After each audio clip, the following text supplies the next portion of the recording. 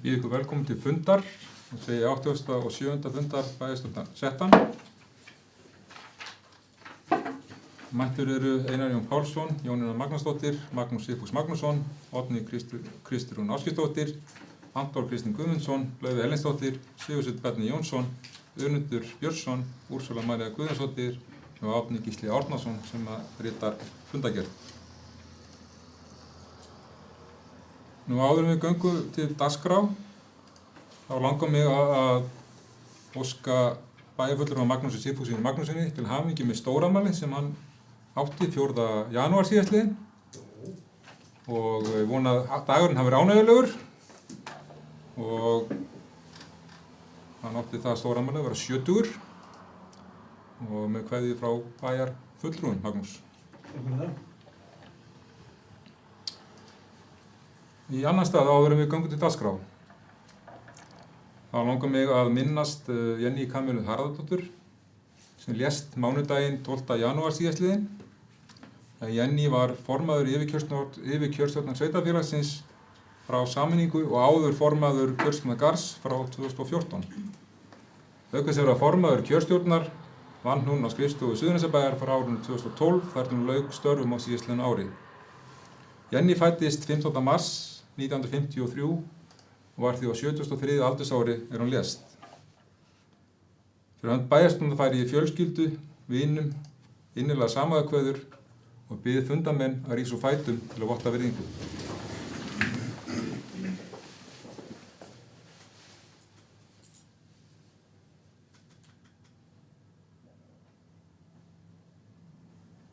Blessuð sé minning Jenny Kamilu.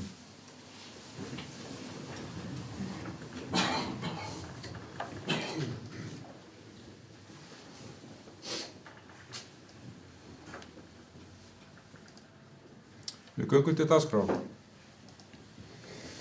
Fyrsta mál á dagskrá fundarins byggðakvóti en á fundi bæjarráðs 7. janúar var samþykkt samhljóða ósk eftir við innviðaráðuneytið að ákvæði reglugerðar nr. 1334 frá 2025 gildi úthlutun byggðakvóta byggðarlagsins Garðs með breytingum samkvæmt eftirfarandi. A. Ákvæði fyrsta málslið fyrstu málsgreinar 4. greinar reglugerðar nr. 1334/2025 verði skipting þess aflamarks sem nú kemur í hlut byggðarlags auk þess aflamarks byggðarlagsins sem kann að vera eftir að úthlutun fyrri fiskveiðiárs skal að öðru leyti fara fram til einstakra fiskiskipa sem uppfylla skilyrði 1. greinar samanber og reglur sérstök skilyrði fyrir úthlutunum byggðakvóta í einstökum sveitarfélögum sem að ráðuneytið staðfestir samkvæmt 2. og 3. grein eftir því sem við á og að skal skipt hlutfallslega af því aflamarki sem fallið hefur til viðkomandi byggðarlags miðað við allan landaðan botnfiskafla í tegundum sem hafa þorskígild stuðla í þorskígildum talið innan sveitarfélagsins á tímabilinu 1. september 2024 til 31. ágúst 2025.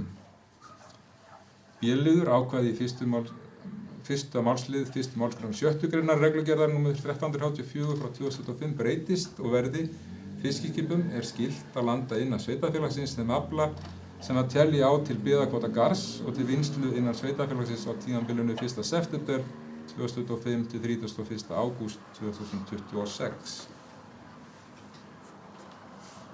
Það lagt til að þetta sé staðfest. Orðið laust. Anton, gjör svo vel.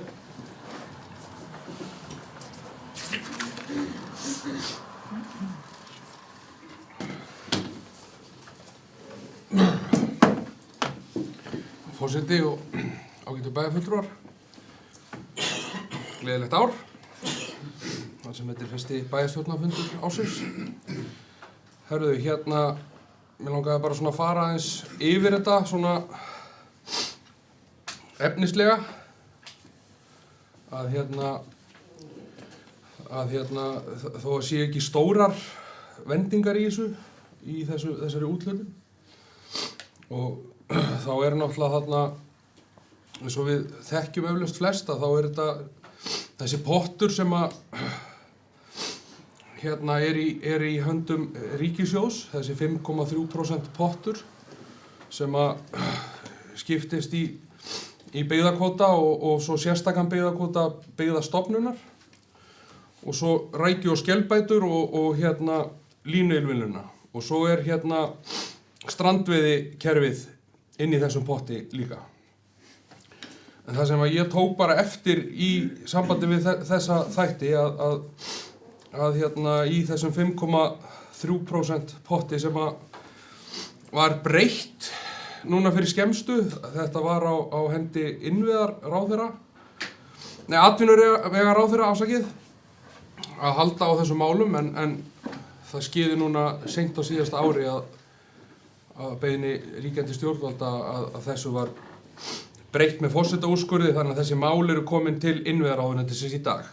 En það sem ég sé í rauninni, ef maður ber saman árin, sem sagt 24, 25 og 25 og 26, að þá sem sagt óbreyttur byggðakvóti í Sandgerði, sem sagt 36 þorskígildistonn, en við sjáum að það samdráttur í garðshlutanum.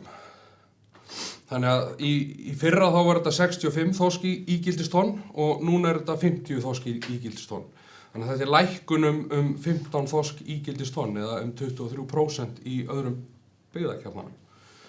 Þannig að það eru svona tíðindin í þessu, en það náttúrulega engin nýlunda að það hefur verið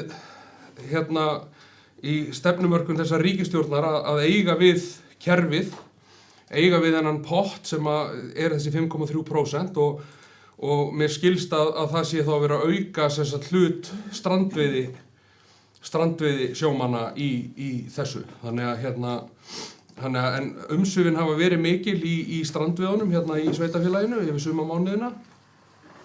Þannig að það bara vonandi að það skili sér hingað til löndunar. Þannig að mér langaði bara svona að vekja aðeins máls á þessu. Takk.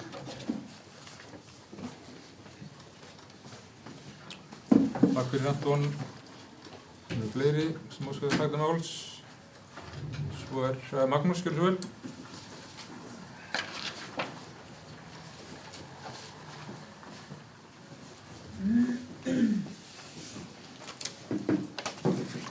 Forseti, góður dag, fulltrúar. Já, þetta nú ansi rýrt sem við fáum til úthlutunar í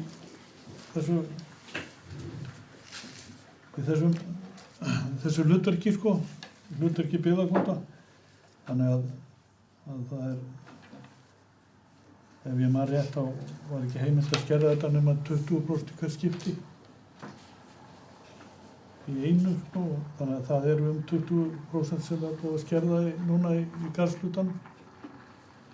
En mér finnst verð að taka fram að til þess að við getum fengið byggðakvótann á garðshlutann, þá þurfum við að búa til sérstakar úthlutunarreglur í kringum það, sem ekki þarf að gera í Sandgerðishlutann. Það eingöngu vegna þess að það ekki höfn í garðinum til að landa í og þar af leiðandi þarf að búa til sérreglur byggðakvótann þar.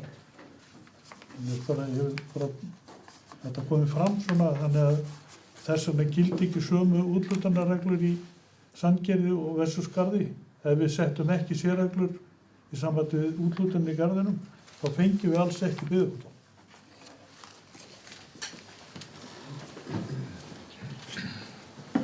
Takk fyrir að vekja athygli á þessu, Magnús, það rétt. Og til upplýsingar kannski fyrir þá hefur þetta verið svona undanfarin ár einmitt að þessum sökum sem Magnús nefnir. Ef ekki fleiri óskað taka til máls, bið ég þá sem að staðfesta afgreiðslu bæjarráðs gefa merki. Það samþykkt samhljóða. Annað mál á dagskrá fundarins fundaráætlun, breyting á fundaráætlun bæjarstjórnar og bæjarráðs. En á fundi það lagt til að 90. fundur bæjarstjórnar fari fram miðvikudaginn 8. apríl í stað 1. apríl eins og gert var ráð fyrir í fundaráætlun bæjarstjórnar og jafnframt lagt til að fundur bæjarráðs sem samkvæmt fundaráætlun ætti að vera 8. apríl færist aftur eina viku eða til 15. apríl og að fundur bæjarráðs sem átti að vera 22. apríl færist aftur og verði 29. apríl. Orðið laust breytinguna, tillöguna. Við þá sem samþykkja breytingarnar gefa merki, það samþykkt samhljóða. Þriðja mál, deiliskipulag ofan Garðvangs, teiga á Klapparhverfi, endurskoðun seinni hluta hverfis. En á 70. fundi framkvæmda og skipulagsráðs 17.12. síðastliðinn var samþykkt tillaga endurskoðun deiliskipulags efri hluta teiga á Klapparhverfis og lagt til við bæjarstjórn að samþykkja að auglýsa og kynna tillöguna. Orðið laust. Magnús Sigfús, gjörðu svo vel.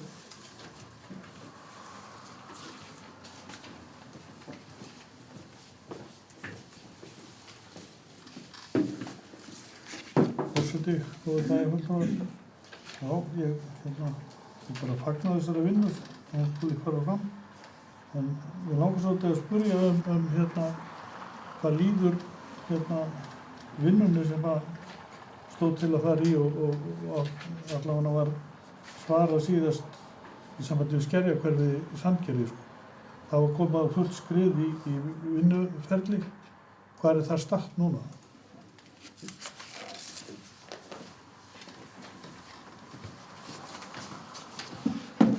Ég hef ekki nýjar upplýsingar nema síðan í byrjun desember held ég að það verið.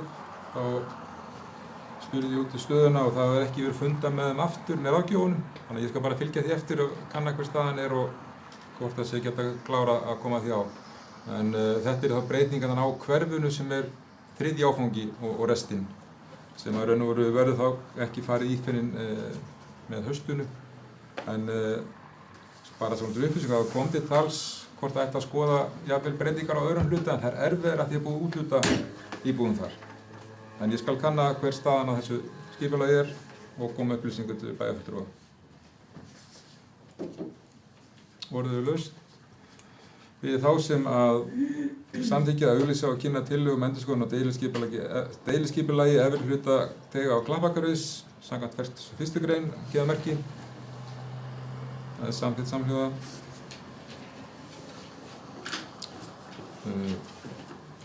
Fjórða mál er tillaga að deiliskipulagi á Bala á Stafnesi. En á 70. fundi framkvæmda og skipulagsráðs 17.12. var tillaga að deiliskipulagi Bala Stafnesi samþykkt og lagt til við bæjarstjórn að samþykkja auglýsa og kynna tillöguna samkvæmt 41. grein skipulagslaga. Orðið laust. Í góðs til ljós og biðja þá sem að samþykkja að kynna tillöguna að gefa merki. Það er samþykkt samhljóða.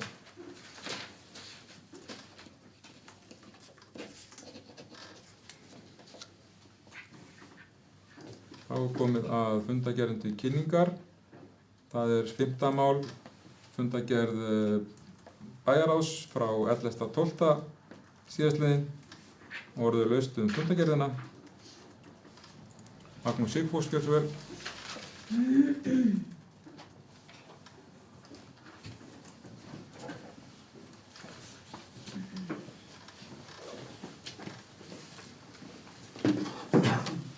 Forseti, góða bæjarfulltrúar. Við erum að tala 15 mál, ekki rétt? Já. Þetta er svolítið ruglingslegt á blaðinu. En ég er með smá fyrirspurn í sambandi við félagsstarfið eldri borgara. Þarna var borin fram tillaga og haldinn aukafundur í bæjarráði út af þessu máli. Og þar kom fram að í þeirri tillögu að opnunartíminn skyldi vera með vissum hætti og það ætti að kynna það. Tillöguna sem þar var samþykkt og sú kynning að mér skilst hefur aldrei farið fram. En svo þegar nær dró jólunum þá var bara að loka þarna síðustu dagana fyrir jól og skýringin sem mér barst til eyrna var að það var vegna mannafla, að það var ekki nægur mannafli og síðan fór maður svolítið að skoða hlutina í dag og þá virðist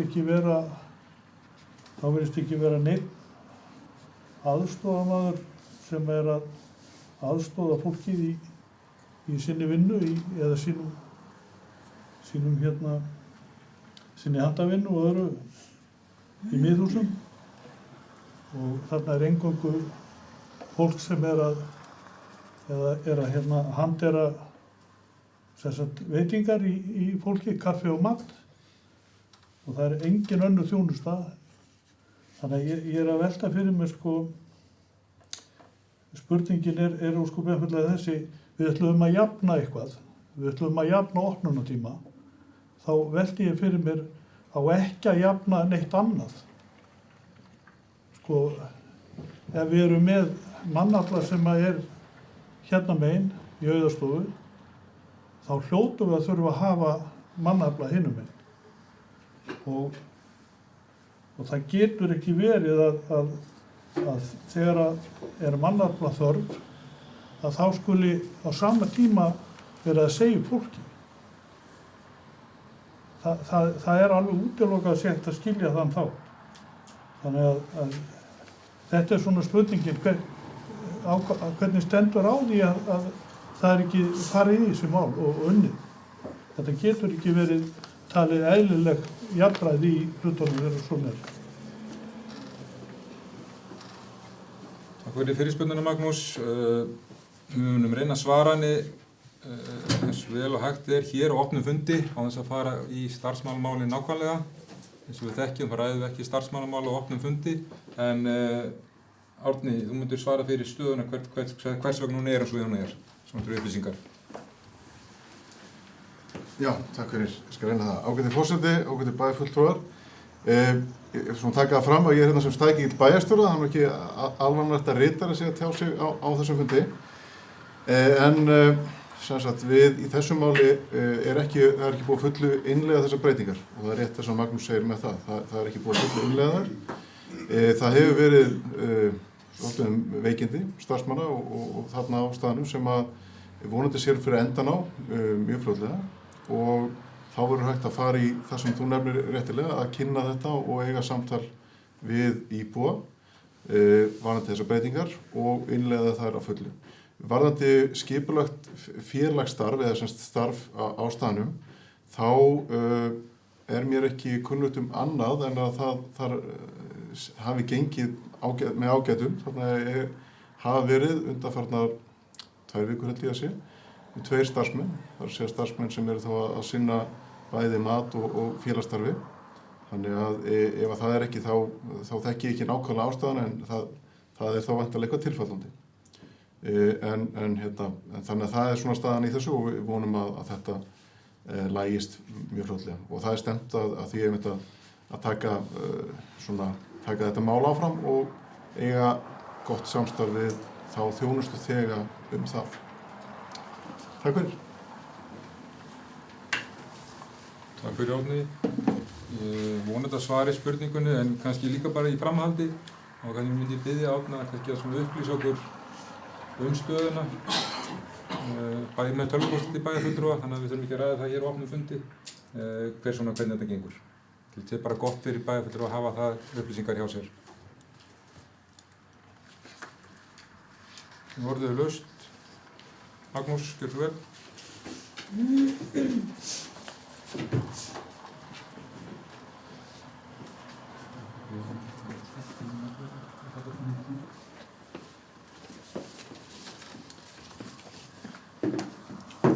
Góðir bæjarfulltrúar,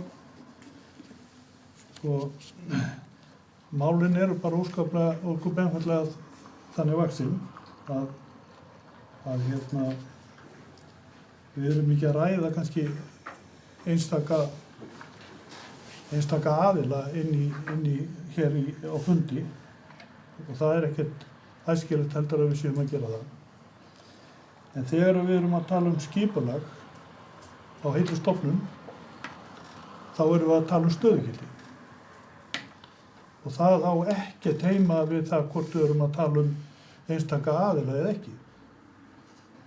Þannig að það bringlun og stöðugildunum sem að þarna við fram. Og ég verð óskum einfaldlega að ég vil bara biðjast afsökunar á því að ég hef bara engan annan stað til að spurja þetta hér. Þetta eini staðurinn og eini vettvangurinn sem ég hef til að ræða þessi mál. Ég ekki á bæjarráðsfundum til að ræða þetta þar á lokaðum fundum sem að væri æskilegast. En það bara ekki gert með þeim hætti. Það aðrir sem að hafa meirihlutafundina sem eru lokaðir til að ræða þessi mál voru í kjölinn. B-listinn hefur sína bæjarráðsfundi. Ég hef bara ekki þessa aðstöðu. Þannig að ég hlýt að þurfa að koma hérna fram til að spyrja þessa stöðu, hvernig hún Og ég get ekki með nokkrum úti skilið það að á sama tíma og við erum að setja stöðugildin, fækka stöðugildunum, að þá skuli vera lokað vegna manneklu fyrir jólin. Bara skellt í lás. Þannig að það alveg útilokað ekki til skoða skilið þennan þá. Og ég átti voðalega erfitt með að skilja þegar að haldinn auka bæjarráðsfundur málið. Og það kom fram á fyrri fundi að þegar var verið að ræða þessi mál, hvað væri stærsta vandamálið í kringum félagsstæðið, suður á. Og það kom óskum einfaldlega bara stóð upp úr einn þáttur, samstarfsleysi. Það var ekki haft neitt samstarf við fólkið.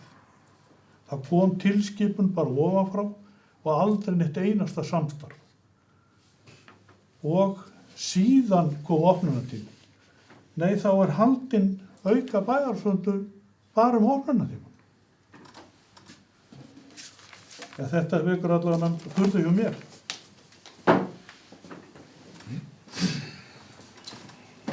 Takk Magnús. Bara vegna ábendingar sem réttmætt að opinberlega getur bæjarfulltrúi Magnús ekki rætt þetta nema hér. En bæjarfulltrúum líka alveg heimilt að senda og kalla eftir upplýsingum hjá bæjarstjóra stöðuna eða bara hreinlega að heimsækja. En ég skil afstöðuna og við höfum líka haldið okkur alveg innan við línuna núna. Fleiri sem óskar taka til máls, svo ekki og fundargerðin lögð fram. 7. mál á dagskrá fundarins fundargerð bæjarráðs frá 7. janúar síðastliðinn og ekki orðið laust fundargerðina. Anton, gjörðu svo vel.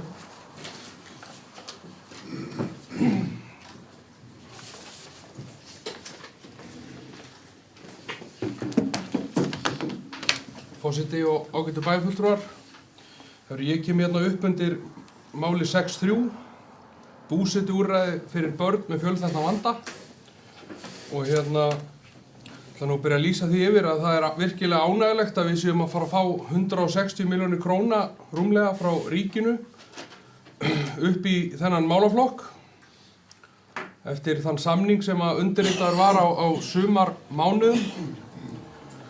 En þetta rennir líka á stoðum undir þann málflutning sem að við í minnihlutanum höfum haft varðandi þessi mál að þetta í raun bara helmingurinn á þeirri upphæð sem að hefur fallið á bæjarsjóð á síðasta ári. Þannig að við bentum á það ítrekað í fjárhagsáætlunarvinnunni í hittifyrra að þetta væri yfir 300 milljónir króna sem var ekki gert ráð fyrir. En eins og ég segi að það virkilega ánægilegt að það sé allavega að koma eitthvað inn á þetta. Ríkið að taka við málaflokkinn og því ber hreinlega að fagna. Þegar þetta hefur verið gríðarlega þungur baggi fyrir okkur að standa straum af þessum kostnaði og er með öllu óeðlilegt að þetta skuli koma líka svona seint, þessi kostnaður, en mér skildist það á bæjarráðsfundinum sem var að þetta hefur bara komið inn bara rétt öðru hvoru megin við áramót. En betur má sem duga skal, að vonandi bara líka fækkar þessum börnum sem að þurfa á þessu stuðningi að halda, en eins og ég segi að við þurfum allavega að taka vel utanum þennan málaflokk og eins og ég segi, mér líst líka vel á þær hugmyndir sem hefur verið rætt svona í kringum þetta að sveitarfélögin reyna að vinna að þessu einhvern veginn saman. Takk.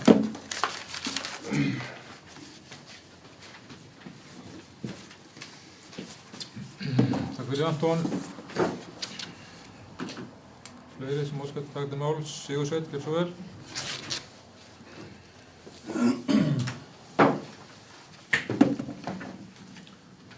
Forseti, góðir bæjarfulltrúar, gleðilegt ár. Já, mér langaði að taka undir með bæjarfulltrúa Antoni að það virkilega ánægjulegt að ríkisvaldið sé loksins að axla sína ábyrgð, þar sem að það var skilningur okkar í meirihluta bæjarstjórnar að ríkisvaldið ætti að sjá þennan kostnað frá A til Ö, ekki bara á síðasta ári, heldur ánið þar á undan, og það virkilega ánægjulegt að núverandi ríkisstjórn hafi axlað þessa ábyrgð. Takk undir það. Takk.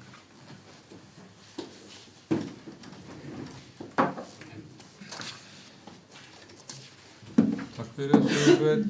Fleiri sem óskar taka til máls, Magnús, gjörðu svo vel.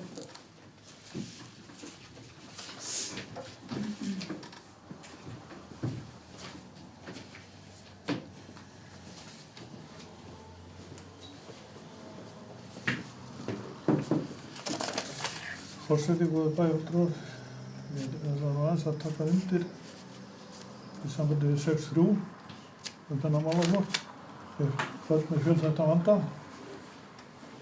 Þetta hefur nú ekki verið bara skoðun meirihlutans, þetta hefur búið að vera skoðun allra bæjarfulltrúa í mörg ár. Þannig að það ekki neitt dregin undan. Það stóð bara aðeins stýrinn á það hvort það ætti að færa þetta inn í fjárhagsáætlun eða ekki, það snýrist ágreiningu. En við langar að taka til málfundir 6.7. Það fundagerð fasteignafélagsins Sunnubraut 4. Þetta er eiginlega fyrirspurn sem ég er með. Og nú kemur ósk niðurfellingu á leigu og það samþykkt niðurfellingu á leigu hjá öllum hlutaðeigandi aðilum 20% og þá fyrri spurningin svo félagið svona vel starta að það geti gert þetta? Stendur félagið það vel að þetta ekkert mál? Það búið að vera oftaka leigu undanfarið og svo kemur hinn spurningin að nú búið að selja hluta af kaupfélagssamstæðunni og hvernig háttað eignarhaldinu þá var það selt með eða hvernig leiguforsendurnar inni. Ég ætla aðeins að fylgja pínlega eftir. Mér finnst þetta svolítið hættuleg braut þegar við erum að fara í þessa vegferð með þessum hætti að því að búðinni gengur illa, þá ber að lækka leigu. Eða það er þess vegna sem að beiðnin komin fram. Það gengur illa í verslanrekstrinum. Ég veit ekki til þess að Landsbankinn sé með neina starfsemi hérna. Eigum við að gefa honum allt einu líka afslátt? Erum við að búa til einhvern fordæmi í þessu? Ég er bara að velta því fyrir mér. og þá líka spurningin hvernig splittar eignarhaldið þarna upp. Þannig að ég held að við þurfum aðeins að það er þessar tvær spurningar eiginlega. Staðan á félaginu og eignarhaldið, hvernig það hefur splittast. Takk fyrir fyrirspurnina. Nú er spurning hvort að formaður eða fulltrúi bæjarstjóra svari fyrir hver tekur boltann. Árni, gjörðu svo vel. Já, ágæti forseti og bæjarfulltrúar. Ég reyndar satt nú ekki þennan ágæta fund, en ég held alltaf reyna svona eftir bestu getu að svara þessu. Þetta er fundagerð varðandi fasteignafélag. Sveitarfélagið á rúmlega 3/3 hlut í þessu félagi og aðrir eigendur eiga 3/3 hlut það bil. Félagið stendur ágætlega og eftir sem ég best veit með það fjárhagsupplýsingar sem ég hef séð. Þarna er ákvörðun sem er tekin á þessum fundi og þetta. Ég held að þarna snúist að það menn telja allan einn leigutæki að þarna sé verið að greiða háa leigu miðað við einhverja aðra staði og það má þetta vel vera og það er eitthvað sem stjórnin hefur skoðað. Varðandi eignarhald á þessum hlut í fasteignafélaginu þá er hann óbreyttur, það hefur ekki verið breyting á því tengslum við breytingu á verslunarrekstri. En leigutaki er mögulega einhver breyting á eignarhaldi þar en leigusali sá aðili sem á hluti í þessu fasteignafélagi er óbreytt. Þannig að það er ekki breyting hvað það varðar.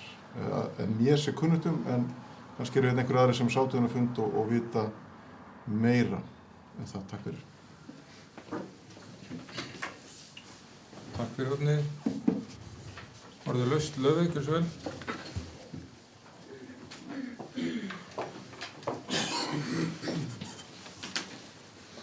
Forseti, bæjarfulltrúar, gleðilegt ár. Ég er nú ekkert alveg mikið inn í þessum eignarhaldsbreytingum og þessari skiptingu á þessu félagi en fyrsta spurningin var hvort að félagi væri svona vel statt. Það stendur prýðilega þetta félag. Það er stutt síðan að við lögðum fram fundagerð, ársreikningin. Það sem fram kemur að það er alveg til þarna peningar en og við þolum þessa lækkun, það er bókað sérstaklega að hún er í 1 ár og það er líka bókað sérstaklega að hún miðist við það að verði verslunarrekstur áfram. En ég myndi ekki segja að væri verið að oftaka leigu en það var samt sem áður svigrúm til þess að gera þessa breytingu í 1 ár.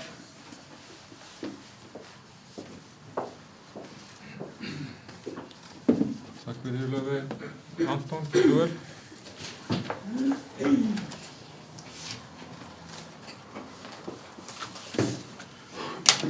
Forseti og ágætu bæjarfulltrúar, þetta eru upplýsandi og góðar umræður sem fara þetta mál. Ég ætla að taka til máls undir þessu máli líka, 6-7. Varðandi fasteignafélagið á Sunnubraut 4. Sko, ef ég skil spurninguna hjá Magnúsi rétt, þá held ég að hann sé að reyna að kasta því fram Sko, það eru þessir 3 eigendur á fasteignafélaginu, það er Suðurnesjabær, Landsbankinn og svo er það KSK eignir, það ekki rétt skilja hjá mér. Þá er spurningin sú trúlega, sko, hver á KSK eignir? Er það kaupfélag Suðurnesja eða er fjárfestirinn Jón Ásgeir búinn að kaupa líka fasteignina? Ég held að þetta snúi að því út af því hann er búinn að kaupa verslunarhlutann út úr þessu, þannig að ég held að það sé verið að reyna að kasta fram þeirri spurningu. Hvernig eignarhaldið sé hjá kaupfélaginu, hvort að KSK eignir eigi ennþá hlut í fasteignafélaginu eða hvort að það sé sá sem keypti nettó í rauninni. Ef ég reyna bara að einfalda þetta. En ef að svo er, að þá er náttúrulega svolítið breytt mynd í þessu varðandi þessa þætti að við vitum það alveg að menn sem er að kaupa fyrirtæki og rekstur, þeir eru náttúrulega í því til þess að hafa út úr því einhverja fjármuni og reksturinn standi undir sér. Þannig að það er kannski, það er þetta lykil spurning hvort að hérna KSK eignir, gamla Kaupfélag Suðurnesja, eigi hennan hlut eða hvort að það sé þessi fjárfestingahópur sem keypti Nettó. Út af því að það liggur náttúrulega alveg fyrir ef að kaupfélagið heldur ekki lengur á þessum eignarhluti að þá eru menn kannski ekki ennþá með þessa samfélagslegu ábyrgð og samvinnuhugsjónina varðandi þá þætti, heldur eru menn kannski að reyna bara að horfa í rekstrarþáttinn. Og maður heyrir af því að það er verið að loka búðum víðast hvar í kringum þessi viðskiptakröp, eins og á Hringbrautinni í Keflavík, og maður heyrir hluti varðandi hérna gömlu Nettóbúðina hérna upp á Iðavöllum, og svo heyrir maður að sé einhverja breytingar við Marriott hótelið, að það er að koma þar einhver ný verslun, þannig að þetta eru það er svona einhver endurskipulagsvinna í gangi þarna. Það er svona þess mér lykil þáttur í því að vita hver heldur á þessum eignarhluti í fasteignafélaginu. Er það þessi fjárfestingarhópur eða er það gamla KSK eignir Kaupfélag Suðurnesja? Takk fyrir. Ég held ég get alveg svarað því að það KSK eignir er sá sem á þetta og að það sé ekki sameigandi og að versluninni. En ef að Árni, viltu bæta við? Gjörðu svo vel. Virðulegi forseti, ábyrgði góðir fulltrúar. Nei, þetta er rétt það sem Einar kemur inn á, KSK eignir sem er dótturfélag Kaupfélags Suðurnesja á þennan hlut í þessu fasteignafélagi. Það er engin breyting á því og ég held að það sé eigi við flesta fasteignir sem þessi verslunarlaustur til dæmis er í, að er í eigu þessa aðila. Þannig að það er engin breyting þar á. Takk fyrir. Takk fyrir Árni. Orðið er ennþá laust undir fundaki bæjarráðs. Magnús Sigfús, gjörðu svo vel.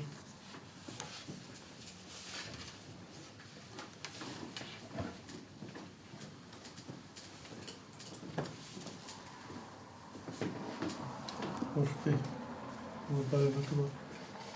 Já. Þetta er svolítið svona sérstakt að því leyti til, ef eignarhaldið hefur verið og er eins, og hefur verið og engin breyting á því, þá er Samkaup ekki eignaraðilinn, heldur eignarhaldsfélagið, og ef það er búið að selja reksturinn út, þá er svolítið sérstakt að Samkaup skuli vera óska eftir lækkun á leigu til hverra. Nú hlýtur það að vera til eignarhaldsfélagis. Það er eignarhaldsfélagi sem er þó að leigja samkaupsbúðunum þó þeir eigi það saman. En ef það er búið að selja reksturinn, þá lítur það náttúrulega út á svolítið sérstakann hátt að við erum að búa til svona fordæmi að rekstrarþátturinn eða niðurstaða rekstrar frá leigutaka, að það á að ráða leiguverðinu, þá erum við komin á hættulega braut. Það er það sem ég er að benda á.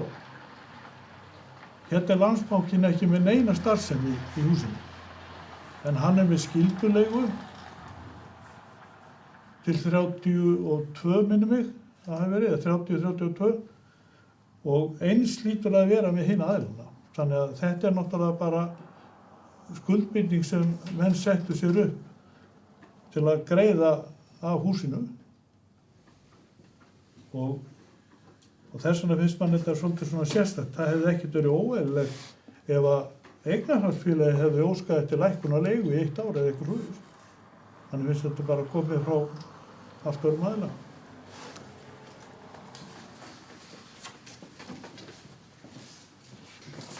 Takk fyrir Magnús. Ekki fleiri hafa beðið orðið og Arnar, gjörðu svo vel.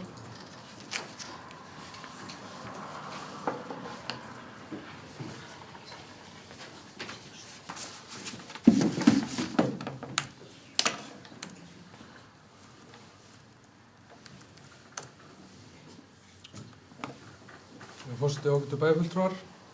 Ég vil bara svo er líka máli mínu undir þessum lið, þá get ég tekið undir það. Ég held að við séum að setja svona svolítið sérstakt fordæmi, en eins og ég segi, þetta er til eins ás, þannig ég held að við þurfum að hafa það bara hugfast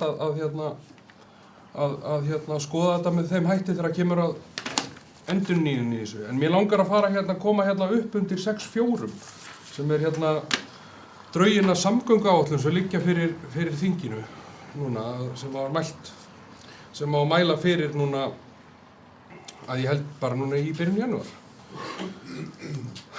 En ef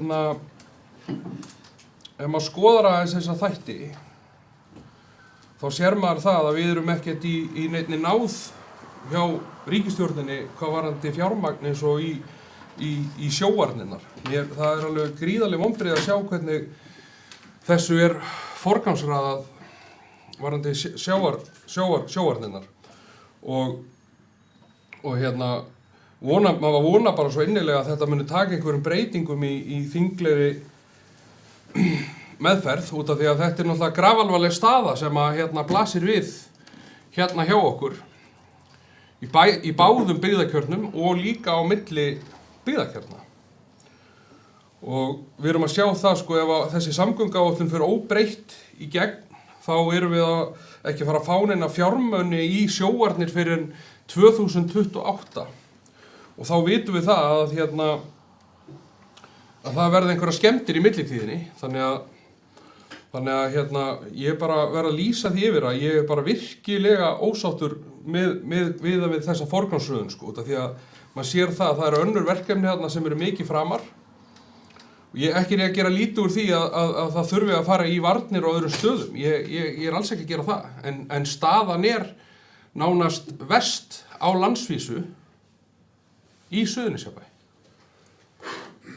Það er arfa slæm staða í Vík í Mýrdal hef ég heyrt líka og séð, og svo í Suðurnesjabæ. Þannig að mér langar bara að brýna fulltrúa samfylkingarinnar við þetta borð að þeir kannski fái eitthvað samtal við sína þingmenn og reyni að það verður tala fyrir því að það verður gera breytingar á þessari samgönguáætlun, að sjóvarnir í Suðurnesjabæ verði settar framar, út af því að máli er einfaldlega komið á þann stað, það þolir enga bið. Það þolir enga bið. Og þess vegna langar mér bara að brýna menn að þeir beiti sér í þessum efnum. Takk.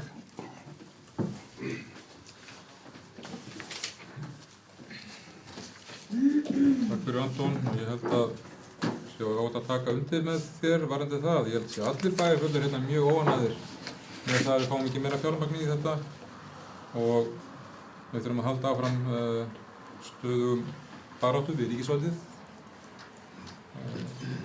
og fá breytingu á. Ég geri ráð fyrir að þetta verði tekið fyrir í bæjarráði þegar að frumvarpið verður lagt fram.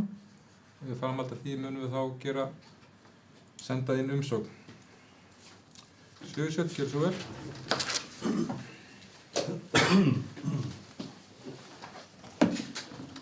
Forseti, ágætu bæjarfulltrúar. Já, ég tek heilshugar undir það sem að bæjarfulltrúi Anton var hér að ræða, að við vitum það öll við þetta borð og allir bæjarbúar og þeir sem hafa kynnt sér málið að það er mikil þörf á því að bæta sjóvarnir hér við strandlengjuna. Og við bæjarfulltrúi Önundur munum ekki liggja á okkar liði. Við munum beita okkur eins og hægt er, og eins og Einar forseti kom inn á, að þá er þetta mál lifandi. Við erum búin að bóka hér að bæjarstjóri undirbúi umsögn, að við veitum að málið kemur til þinglegra meðferðar.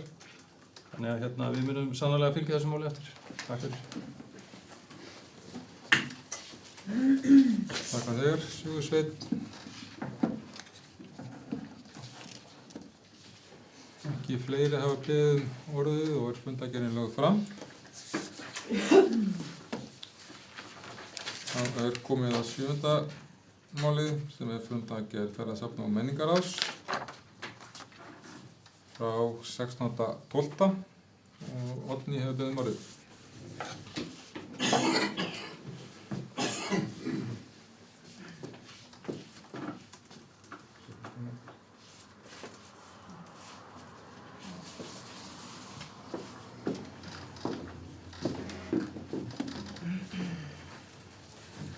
Forseti, bæjarfulltrúar og kæru íbúar Suðurnesjabæjar, gleðilegt nýtt ár.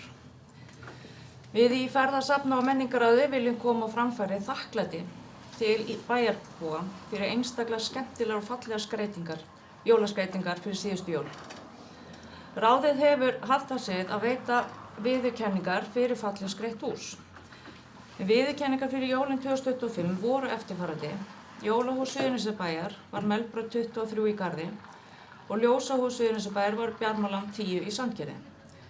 Og svo veittum við sérstaka viðurkenningar fyrir einstaklega skemmtilega skreytingar og það voru íbúar á Garðbraut 88 í Garði og Heiðarbraut 4 í Sandgerði. Og íbúar með óska innilega til hamingju með viðurkenningarnar. Takk fyrir það.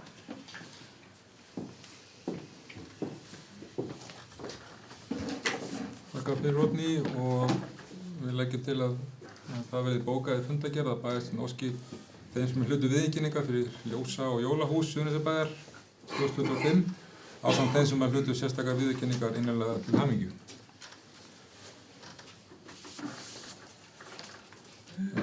Ef ekki fleiri óskardagtum máls þá er þessi fundargerð lögð fram. Komið að 8. máli sem er fundargerð Íþrótta- og tómstundaráðs frá 10.12. og undir þessum lið þá óska ég eftir að bæjarstjórn óski þeim sem voru tilnefndir til Íþróttamanns ársins 2025 innilega til hamingju með tilnefningarnar.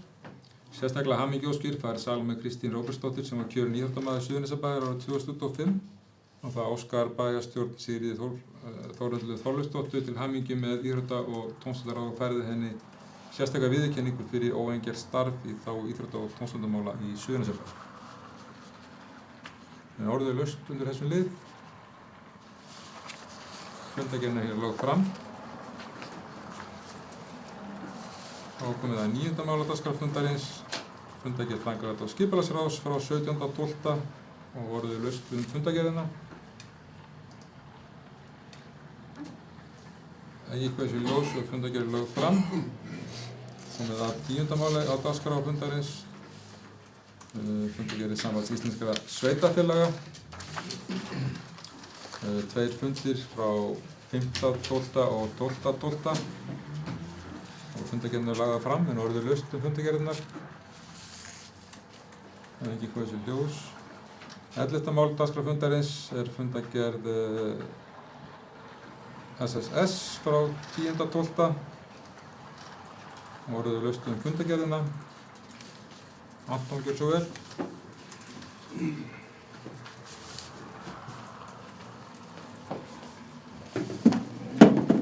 Forseti og ágætu bæjarfulltrúar.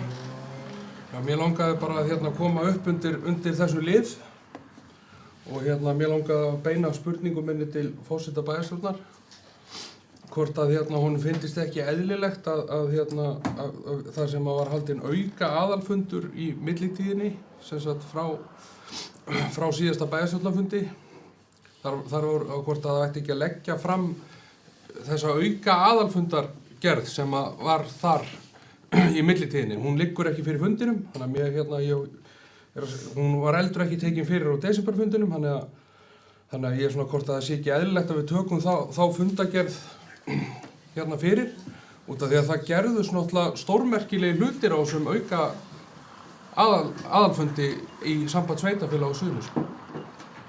Og ég er bara hryggur yfir því hvernig sú afgreiðsla fór. Þar var samþykkt á fundinum að Suðurnesjabær, þetta þýðir í raun að Suðurnesjabær muni eiga næst formann í SSS eftir 12 ár. Við eigum formanni núna og næst munum við eiga hann eftir 12 ár. Og ég greiddi atkvæði gegn þessu á þessum fundi út af því að rökin eru svo að ég hef litið á það sem svo að samband sveitarfélaga á Suðurnesjum sé samráðsvettvangur, samstarfs og samvinnu sveitarfélaga á Suðurnesjum. Og það er engin samvinna eða samstarf í því að ætla stærsta sveitarfélaginu að eiga formanninn í 3 ár af 4. Þá er þetta ekki samstarf. Það hefur verið þannig núna að við höfum átt hin sveitarfélögin formanninn annað hvert ár á móti Reykjanesbæ og mér fundist það sanngjarnt en að hleypa þeim þannig að þeir eigi formanninn í 3 ár af 4, það þýðir það að við munum næst eiga formann í SSS eftir 3 kjörtímabil.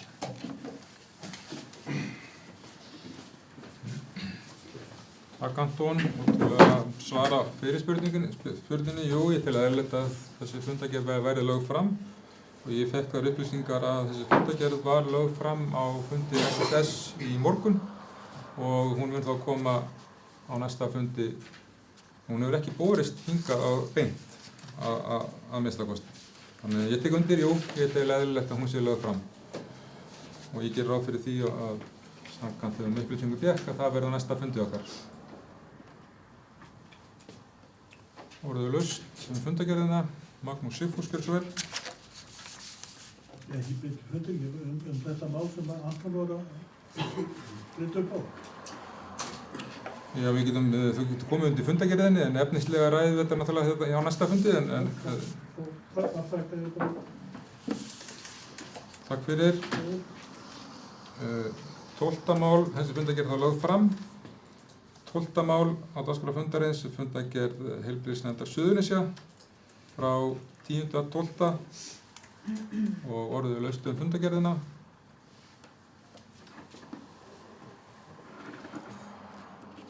Ekki hversu ljós og fundargerðin lögð fram. 13. mál fundargerð Þekkingarsetur Suðurnesja, fundur frá 4. desember síðastliðnum, orðið laust fundargerðina. Hún lögð fram án umræðu. Ég held að vera rétti bendina. Já. Komið að 14. máli á dagskrá fundarins, fundargerð frá stjórnarfundi Brunavarna Suðurnesja frá 18.12. Fundargerðin lögð fram en orðið laust fundargerðina. Fundargerðin lögð fram án umræðu. 15. mál, fundargerð stjórnar Kölku frá 9.12. Fundargerðin lögð fram en orðið laust fundargerðina. Engin hvað sé ljós og fundargerðin lögð fram. Dagskrá fundar þá tæmd og komið að lestri fundargerða þegar ritari tilbúinn.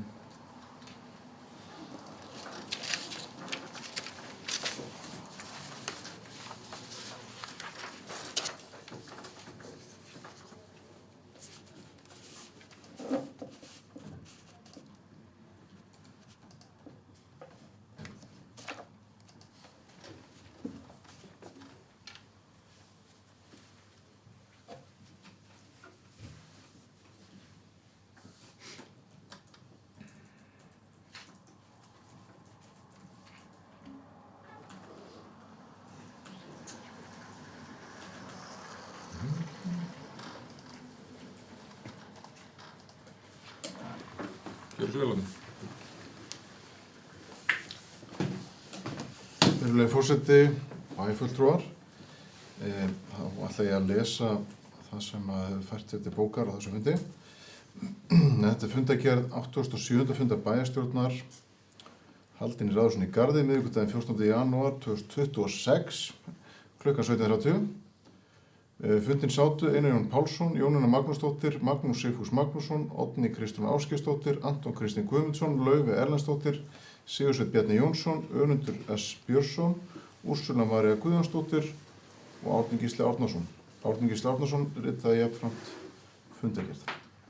Áður en gengið var til dagskrár minntist forseti Jenny Kamilu Harðardóttur sem lést á mánudaginn 12. janúar síðastliðinn. Jenny var formaður yfirkjörstjórnar sveitarfélagsins frá sameiningu og áður formaður kjörstjórnar Garðs frá árinu 2014. Auk þess að formaður kjörstjórnar vann hún á skrifstofu Suðurnesjabæjar frá árinu 2012, þar til hún lauk störfum á síðastliðnu ári. Jenny fæddist 15. mars 1953 og var því á 73. aldursári þegar hún lést. Bæjarstjórn fær í fjölskyldu og vinum innilega samúðarkveðjur og fundarmenn tóku undir forseta með því að rísa úr sætum. Fyrsta dagskrármál var byggðakvóti og þar tóku til máls AKG, MSM og EJP. Bið ykkur endilega átt að vita ef ég eitthvað missi þetta, það var nóg að gera hérna hjá ritara. Afgreiðsla þess máls var að afgreiðsla bæjarráðs var samþykkt samhljóða. Annað dagskrármál, það var bæjarstjórn og bæjarráð fundaráætlun. Ég sé ekki fært að neitt tók til máls annar en þá fundarstjóri þarna. En afgreiðsla þess máls var að breyting á fundaráætlun bæjarstjórn og bæjarráðs var samþykkt samhljóða. Það var að þriðja dagskrármál, deiliskipulag ofan Garðvangs, Teiga og Klapparhverfis. Þar tók til máls MSM og EJP. Afgreiðsla þess máls að það var samþykkt samhljóða að auglýsa og kynna tillögu að endurskoðun á deiliskipulagi efri hluta Teiga og Klapparhverfis samkvæmt 41. grein skipulagslaga. Fjórða dagskrármál, það var Bali á Stafnesi, tillaga að deiliskipulagi. Og afgreiðsla þess máls að það var samþykkt samhljóða að auglýsa og kynna tillögu að deiliskipulagi Bala Stafnes samkvæmt 41. grein skipulagslaga. Fimmta dagskrármál var fundargerð bæjarráðs frá 11. desember síðastliðnum. Þar tók til máls MSM, AGA og EJP. Afgreiðsla fundargerðin var lögð fram. Sjötta dagskrármál var fundargerð bæjarráðs frá 7. janúar síðastliðinn. Síðan þetta ég hefur missið þetta hérna, janúar 2025, það var þetta að vera 2026. Þar tók til máls AKG, SBJ, MSM, AGA, LE og EJP. Fundargerðin var öðruleyti lögð fram. Sjöunda dagskrármál, það var fundargerð ferðasafn menningarráðs frá 16. desember síðastliðnum. Þar tók til máls OKA og EJP. Afgreiðsla þess máls var að fundargerð lögð fram. Það var fært í bókar að bæjarstjórn óskar þeim sem hlutu viðurkenningar fyrir ljósa- og jólahús Suðurnesjabæjar 2025 ásamt þeim sem hlutu sérstaka viðurkenningar innilega til hamingju. Áttunda dagskrármál, Íþrótta- og tómstundaráð, fundur frá 10. desember 2025. Þar tók til máls EJP. Afgreiðsla þess máls var fundargerð lögð fram. Fært í bókar að bæjarstjórn óskar þeim sem voru tilnefndir til Íþróttamanns ársins 2025 innilega til hamingju með tilnefningarnar. Sérstakar hamingjuóskir fær Salome Kristín Róbertsdóttir sem var kjörin íþróttamaður Suðurnesjabæjar árið 2025. Þá óskar bæjarráð Sigríði Þórhöllu Þorleifsdóttur til hamingju með að Íþrótta- og tómstundaráð færði henni sérstakar viðurkenningu fyrir óeigingjarnt starf í þágu íþrótta- og tómstundamála í Suðurnesjabæ. 9. dagskrármál, framkvæmd og skipulagsráð, fundur frá 17. desember síðastliðinn. Það var fundargerð lögð fram án umræðu.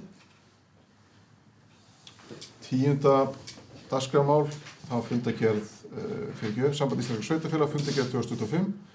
Þar var fundur frá 5. desember síðastliðnum, lagður fram án umræðu. 11. dagskrármál, það var Samband sveitarfélaga Suðurnesja, fundargerð 2025. Þar tók til máls AKG og EJP. Öðruleyti að fundargerð lögð fram.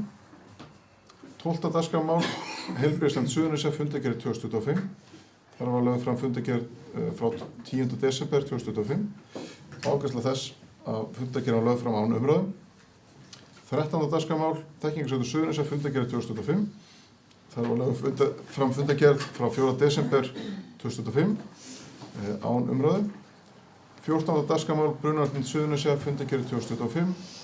Þar var lögð fram fundargerð frá 18. desember 2025. Hún var lögð fram án umræðu. 15. dagskrármál, Kalka sorpeyðingarstöð, fundargerð 2025. Þar var lögð fram fundargerð frá 9. desember 2025. Hún var lögð fram án umræðu. Já, takk fyrir. Takk að ritara fyrir. Ég óska eftir fundarhlið.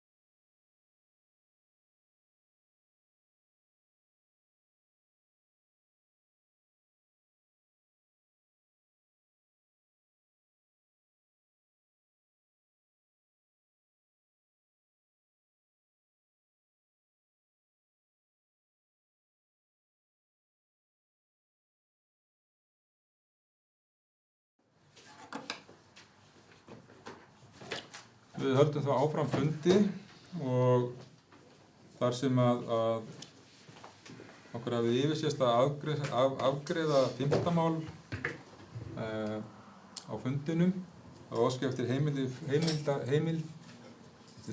frá fundinu hér til að taka upp afgreiðslu á máli nr. 5 á þessum fundi. Við þá sem samþykkja það gefur merki. Það er samþykkt samhljóða.